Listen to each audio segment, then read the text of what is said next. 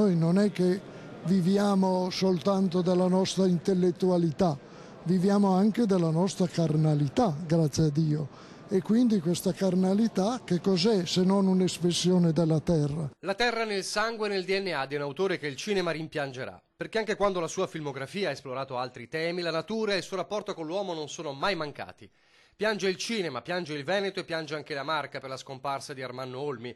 Si è spento a 86 anni in quell'Asiago che da tempo l'aveva adottato, lui bergamasco d'origine. Un cinema altro, un unicum nel panorama italiano e mondiale per l'autore che 8 anni fa parlava così della terra, mentre a Treviso riceveva il premio Jacques Maritain a Santa Caterina. Se la terra ha prodotto questa meraviglia che è la natura e siamo noi, è chiaro che dobbiamo essere, come dire, in alleanza con questa bellezza. Quello di Treviso nel 2010 era l'ennesimo riconoscimento della carriera che lo aveva visto trionfare a Cannes nel 78 con l'Albero degli Zoccoli, quando il dialetto diventò lingua cinematografica. Terra Madre era anche il titolo del documentario che l'anno prima, il 2009, aveva girato proprio nella Marca, immortalando il bosco Girotto a San Cipriano di Roncade. Cineasta autodidatta, pioniere del documentario, autore personalissimo, con titoli come La leggenda del Santo Bevitore e Cammina Cammina, 100 chiodi e Il segreto del Bosco Vecchio.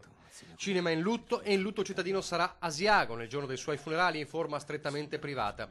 Il Veneto perde un eccezionale cantore della sua gente e della sua terra. Ermanno Olmi ci ha lasciato proprio nell'anno conclusivo del centenario della Grande Guerra, abbandonando quei verdi prati dell'altopiano di Asiago che aveva scelto come buon ritiro, ha detto oggi il governatore del Veneto Luca Zaia, ricordando anche come l'ultimo suo film, Torneranno i prati, aveva scandagliato proprio il dolore e la disumanità della Grande Guerra. Perché l'uomo non sa dialogare, avrebbe detto anche oggi. Basta sentire quanto avesse ragione parlando della politica italiana 8 anni fa ai nostri microfoni. Credo che la prima difficoltà sia quella che non riusciamo a parlarci in pace. Ed è invece una necessità, proprio perché il rispetto delle diverse opinioni, se sono confrontate in pace, possono produrre dei risultati.